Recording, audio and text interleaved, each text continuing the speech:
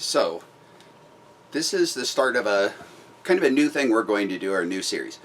Uh, each Friday, our intention is to post a video up that is just commentary on the news, on some news of the last week. I'm not going to do a rundown of all the news, those sorts of things. I'm going to hit a couple of stories that are out there and just comment on those few news stories. So the first one I want to comment on this week is the new coronavirus variant, the Omicron variant. The first thing I want to comment on is the name.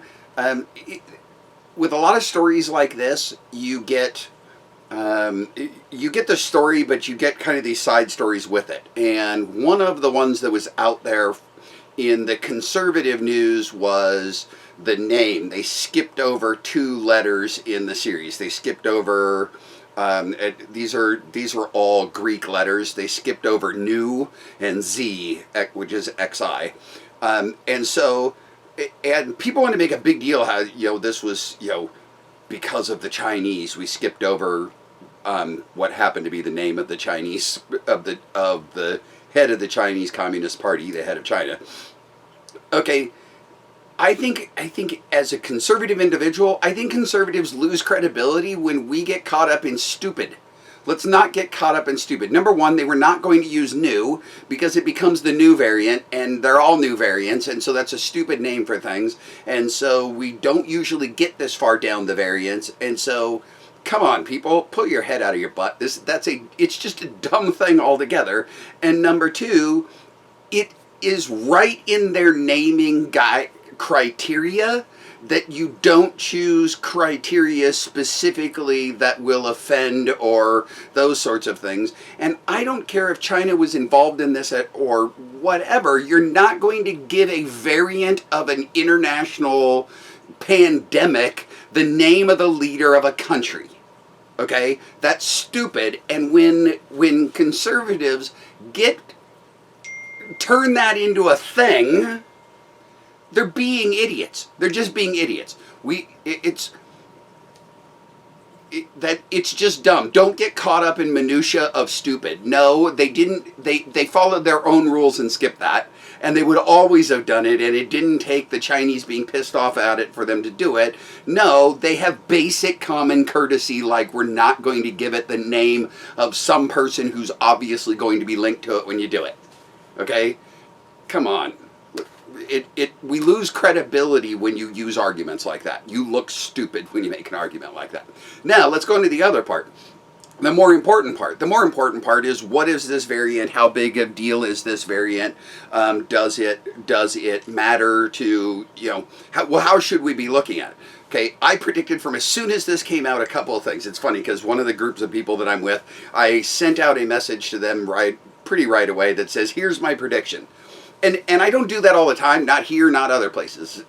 There are times I do predict, but I've got to feel fairly strong about it. In this case, what I predicted was that 2 things. I said I'm willing to predict 2 things at this point. Number one, that this variant's going to be a giant nothing burger, which is what I really think this is going to be right now. And I follow this stuff really close. Okay. What do I mean by this being a nothing burger? What I mean by this is I think this variant is, if this variant turns into a big deal, the reason it'll be a big deal is because it's so non-virulent. It looks like this variant so far is more contagious and is killing less people. As a matter of fact, it's looking like its actual effect in South Africa, where it's looking to be most widespread. We don't know that that's where it develops, but most widespread. Their hospital rate is actually continuing to go down, while the number of cases is going through the roof like crazy. The interesting thing is, some people are starting, would point out, and it's a right thing to look at, is usually hospitalizations follow about 2 weeks behind. The thing is what they already know about this is, by the time they've discovered it, it's been around a lot longer than they think. Which means they should already be seeing the trend there. Yes, 2 weeks from now we'll know.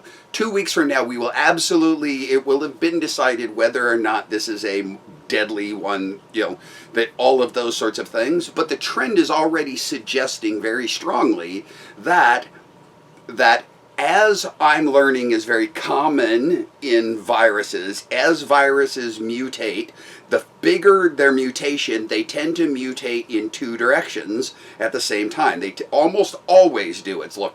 From what I'm reading, is that they almost always become more contagious and less deadly. Why is that? Well, because from the virus's point of view, the virus has nothing to gain by being deadly.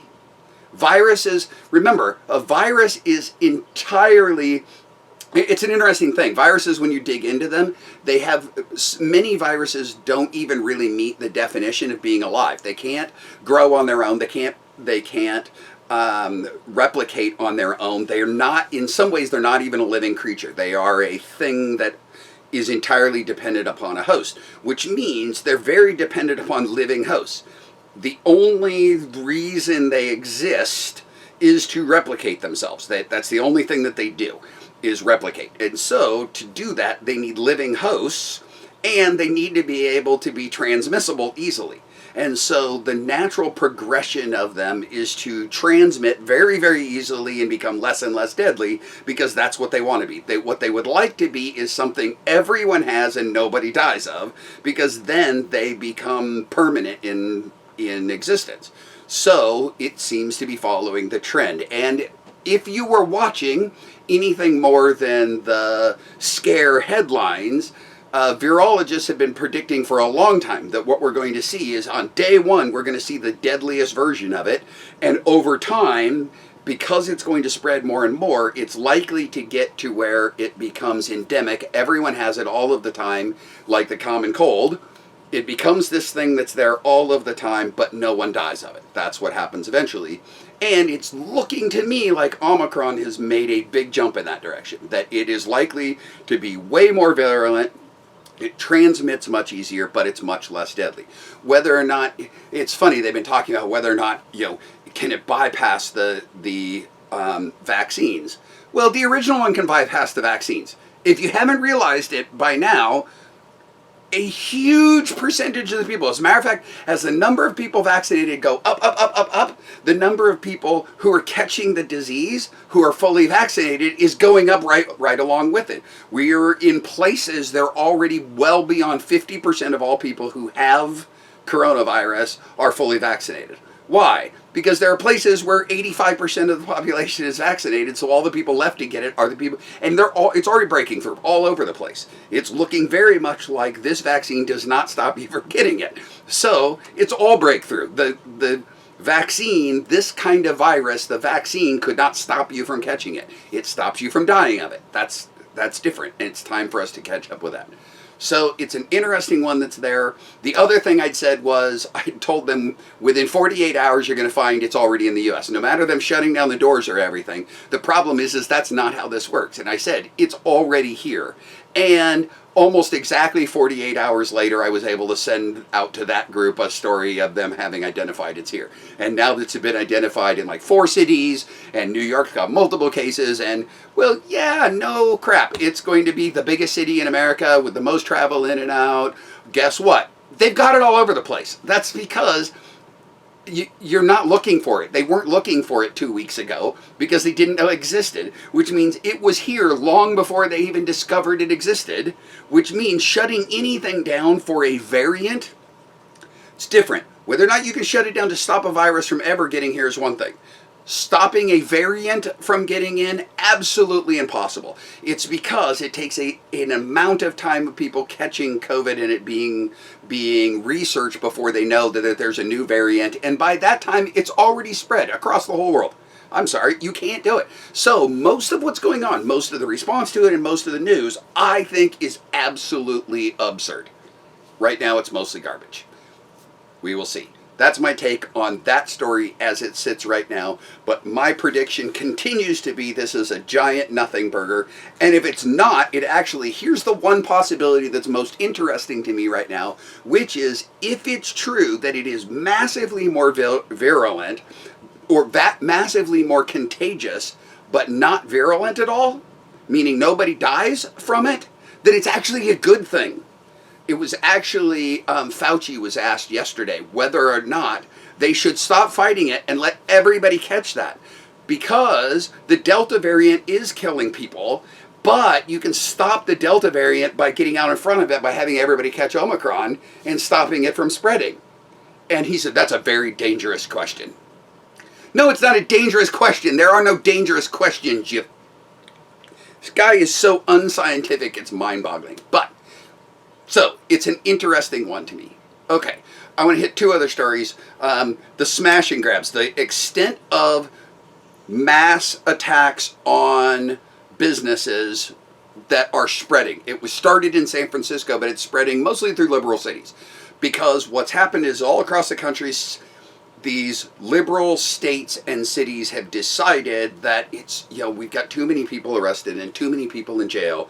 And so the way that they decide to solve that is we're going to stop prosecuting low-level crimes. And low-level crimes are going up and up and up. So in California, they've decided that somewhere between over $900, between $900 and $1,000, if you steal between I don't remember the exact number, $950, somewhere around there. If you steal less than that, then they're going to give you a ticket, like if you were speeding. They're going to count it the same as that. But they don't think that means that people are well, how effective are tickets at stopping people from speeding?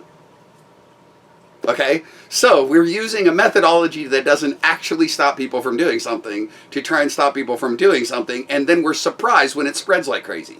So now they're having problems where it's getting organized, because organized criminals are finding what they can do is they can put out, we need to get better at this, I'll talk about that in a second, but what they're doing is they can splash out a message to a group of people and say, all of you hit Nordstrom's at the same time. 1,000 people hit Nordstrom's. Well, why does this group want them to do it? Because what they say is, we'll give you 10 cents on the dollar for the item. So everything you steal, it shows up already with a price tag on it. And if the price tag is $500, they give you $50 for it, and then they sell it online for $100. Okay? So rather than them go in and rob, Gucci blind, they have another group of people go do it. They get most of that stuff shows up and then they just put out, we'll be in this place, throw it in the truck, we're going to hand you cash. They do that, and then they go and flip the stuff online for somewhere up to 50% or more of its value. So they're making money off of it, but they're getting the theft to be done, the initial theft to be done by groups of people who are taking advantage of the fact that if they stole less than this magic number amount, if they get caught, they just get released, they get a ticket and get released. So now we're put ourselves in a situation where we've created a whole new form of, government by itself has created a new form of theft. And are mostly standing back going, well, there's nothing we can do about it. And they're wondering why this is going to spread all over the place. And it's insane. This is, and at this point, they can't even say it's the law of unintended consequences. I think this was a known enough consequence that I think it was intended. And a big part of it is they look at a company like Nordstrom's or Neiman Marcus or Gucci, and they say, oh, those are rich companies and they can handle it. No, they can't. And what's happening is all over San Francisco, for instance, businesses are closing down. And we're not talking little businesses. We're talking Bartell Drugs, companies like that. The drugstores are pulling out of whole areas of the city and just going, listen, we can't afford to do business there. They've been looking at places like the whole state of California and go, wait a second, 90% of all the theft we deal with comes from these two little spots. Okay, we'll just stop doing business in those spots. And it's the local people who are getting screwed over for it, because now they have no place to get their medicines, they have all sorts of things.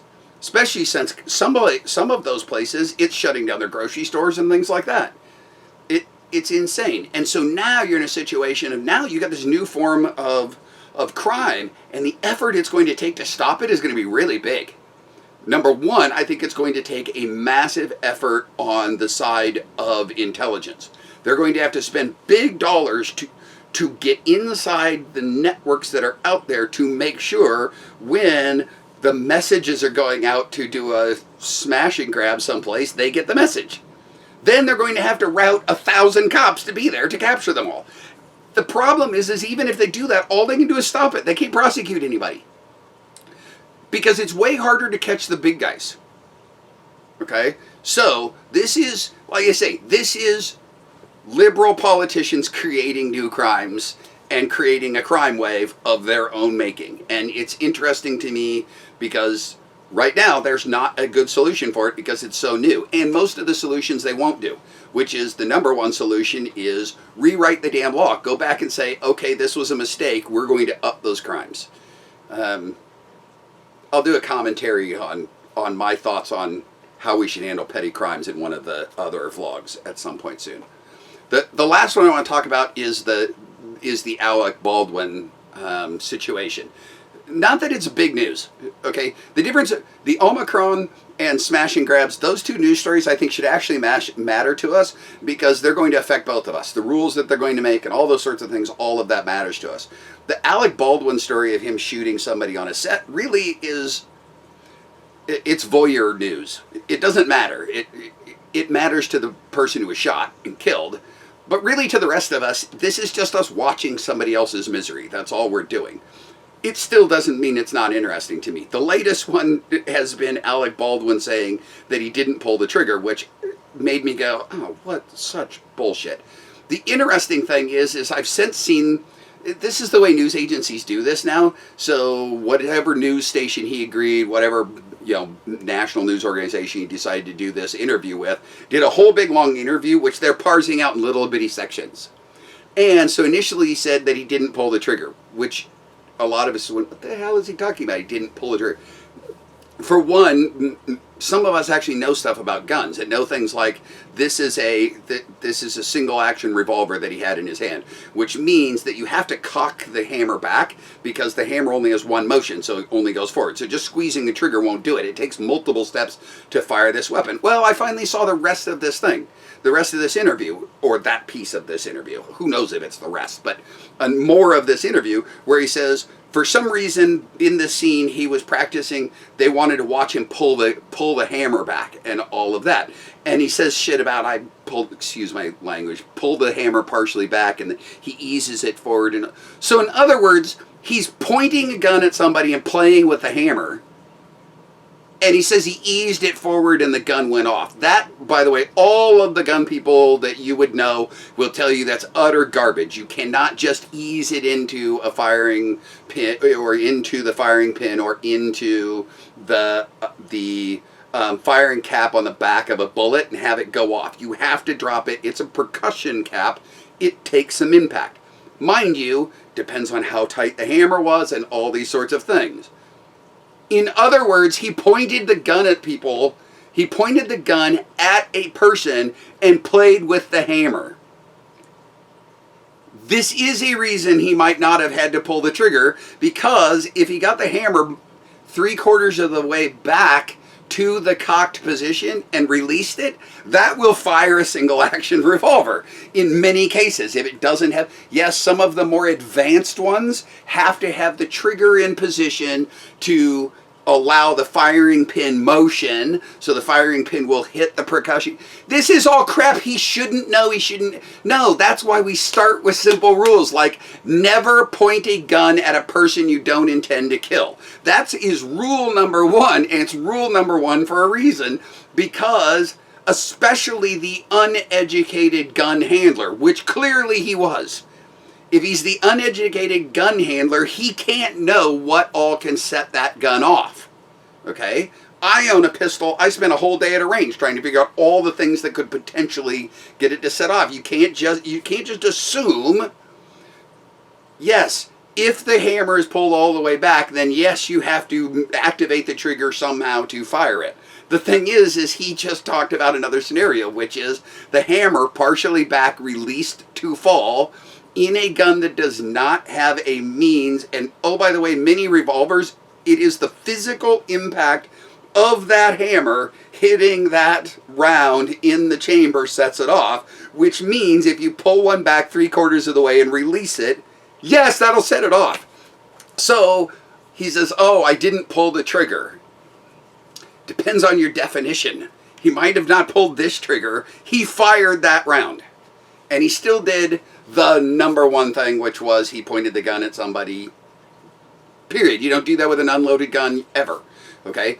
It's also an interesting thing because what makes this story interesting to me is the complexities of it.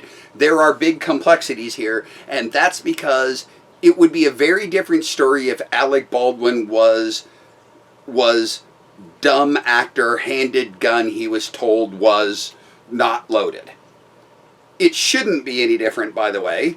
I think if the industry, although I tend to believe from what I've read that the industry actually has good rules that were built by people who know what they were doing. So the fact that he pointed that gun at somebody was clearly against the rules of the industry. And so he already fails on that point, because I've gone on to read that, for instance, when you see a gun aimed at a camera, the camera can only be handled remotely. It cannot have somebody there. All these, they have actually good rules, which he broke lots of them, it sounds like. But on top of it, he wasn't just a dumb actor, he was also a producer. And the fact that he's a producer makes him responsible for everything there. He's the boss. So he is responsible when there were bullets on set that shouldn't be there. There were live ammunition on set. He is responsible for that. He can't legally purely put that off onto the armorer, because he picked the armorer and hired the armorer. He is the armorer's boss. So he's ultimately responsible. So there's a lot to go around here. I'd like to say I'd be shocked if he doesn't go to jail, but it's Hollywood, people. He's rich. I won't be shocked if he doesn't go to jail. I will be shocked if he's not sued for monumental amounts of money, and there are people lining up to sue him, and he is ultimately responsible. And I can tell you, I'll give you the opinion of every responsible gun owner I know. He's fully responsible. That if you're out there, I don't care if you're an actor or an actress, the idea that somebody else is responsible for a gun that got handed to you is bullshit. It is never the case. When I walk into a gun store where I walk up to a gun person who has dramatically more knowledge than me, if I'm looking at a firearm, they will clear the firearm right in front of me and then hand it to me. The very first thing I do is clear that weapon. Why? Because even though I just watched them do it, it is not, as soon as I pick it up, it's not their responsibility that that weapon is unloaded. It's my responsibility. And as a gun user, as a gun owner, the very first thing you learn is how to make sure the gun is clear. The first thing you learn is don't ever point it at anybody you don't intend to kill. Then the next thing you learn is how to clear a gun.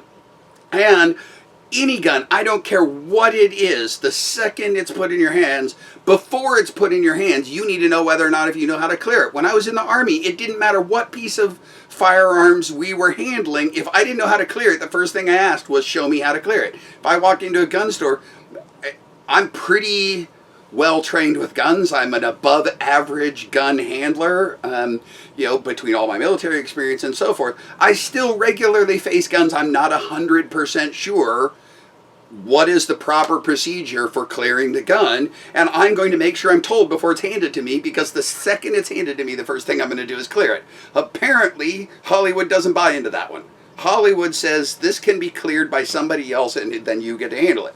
That shouldn't be the case. If you're ever in a situation you're going to handle a gun, I don't care if it's in Hollywood or whatever, you are responsible for that gun as soon as it's in your hands, which means you need to know how to tell if it's clear or not. Why?